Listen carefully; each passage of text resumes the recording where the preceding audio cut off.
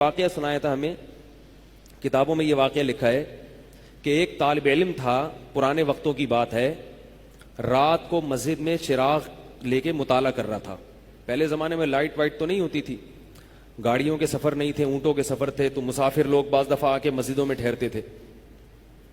تو اس نے دیکھا کہ ایک جوان لڑکی ہے، پردے میں ہے لیکن خوبصورت جوان لڑکی، وہ آئی اور اس سے کہنے لگی کہ میں راستہ بھٹک گئی ہوں، مجھے ایک رات مسجد میں گزارنے دے دو۔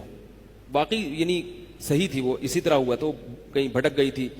شہر میں بھی بعض دفعہ لوگ بھول جاتے تھے نا کہ راستہ بھٹک جاتے تھے۔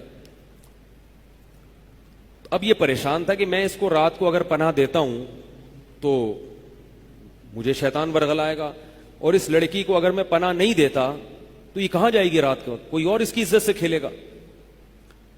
تو اس نے بہرحال اس کو ٹھکانہ دے دیا، اس کو کہا کہ آپ ادھر اس طرف جا کے سو جائیں۔ نتیجہ کیا نکلا ہے کہ وہ لڑکی اس کو دیکھ رہی تھی، یہ کرتا کیا ہے، اس کو بھی اپنی عزت کا ڈر تھا نا کہ کہیں یہ دست درازی نہ کرے۔ تو یہ نوجوان جس چراغ میں مطالعہ کر رہا تھا، مطالعہ کرتے کرتے اس کی آگ میں اپنی انگلی لے کے جاتا اور اس کو جلاتا۔ جیسے ہی وہ جلنے لگتی تو اس انگلی کو واپس کھینچ لیتا، ایک دم تپش آگ لگتی نا، واپس کھینچتا۔ پھر تھوڑی دیر بعد یہ انگلی اس میں لے کے جاتا، پھر واپس کھینچتا۔ پوری رات یہ کرتا رہا ہے اور اپنی انگلی کو جلاتا رہا ہے۔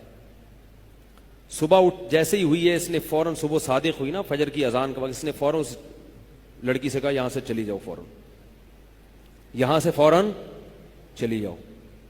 اس نے کہا اللہ کی قسم اس وقت تک نہیں جاؤں گی جب تک تم یہ معاجرہ نہیں بتاؤ گی، رات تم نے کیا ہے۔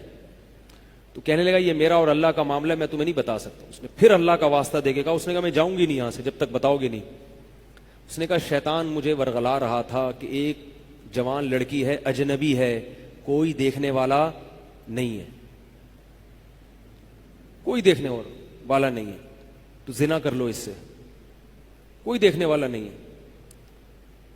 شیطان مجھے لے کے جاتا تھا تو میں اپنی انگلی آگ میں جلاتا تھا، اپنے نفس کو یہ سمجھانے کے لیے کہ دنیا کی آگ برداشت کر سکتا ہے، جہنم کی بھی برداشت کر لینا۔